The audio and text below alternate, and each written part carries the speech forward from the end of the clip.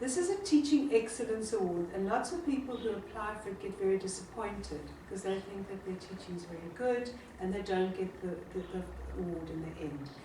My concern is that people would then think that they don't teach in a very good way.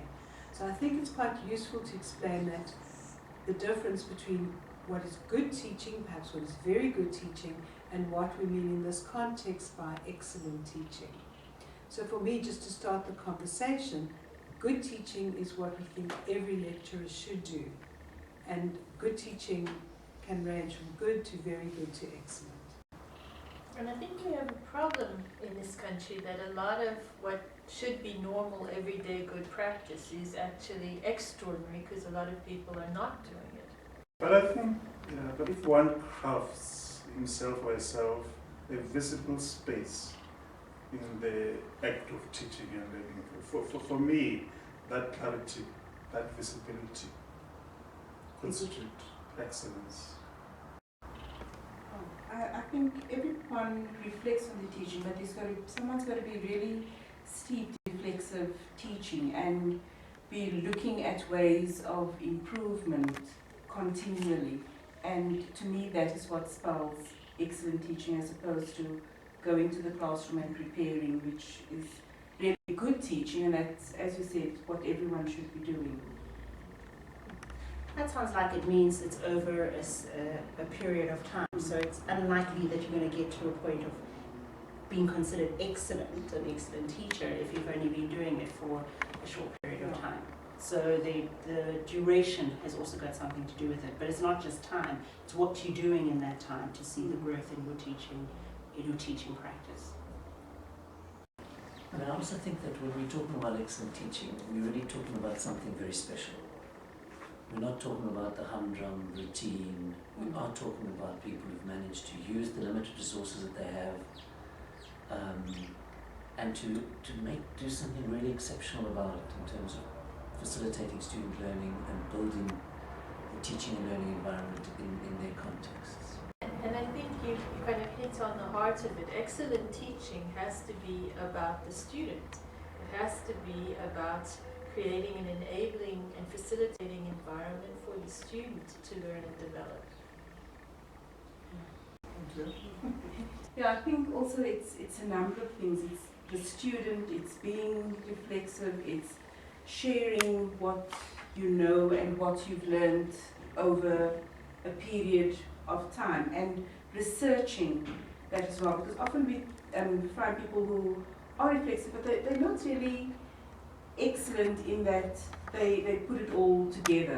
You know, you have to have a strong teaching philosophy, you have to know what your narrative is, you need to be aware of what it is that you're doing. I think that one often has people who are teaching well intuitively, and that when they have opportunities for development as teachers, that is when they become excellent. That is when they begin to understand the full scope of their practice in a variety of ways, how to work with the students, support them, develop them, how important it is to their discipline to advance the discipline and not remain stagnant. And I think if you are in fact a learner yourself and you see continually, I'm doing well, but I can do better with the ability to access resources and opportunities and work with other people, learn about professional standards, learn about learning. These are the people who in fact become the excellent teacher. I just think maybe to sum up, when we're talking about the Teaching Excellence Awards, it's something that we only have enough funds and resources to allocate 5 of these per year. So we're acknowledging that there are loads of excellent teachers out there who don't put themselves up to be part of this application process. So you don't only become excellent by being acknowledged by this award scheme. There are lots of excellent people, but if you do receive the award, it's not just because you're very, very, very good, but because you're so good that you stand out in comparison with others. So if you don't get it, it doesn't mean that you're not very good. It just means that in comparison to others, you might not stand out quite as much.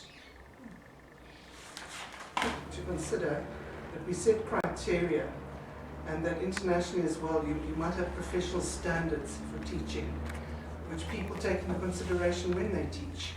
And maybe you're a junior teacher and these are your professional standards, and maybe higher up in your career.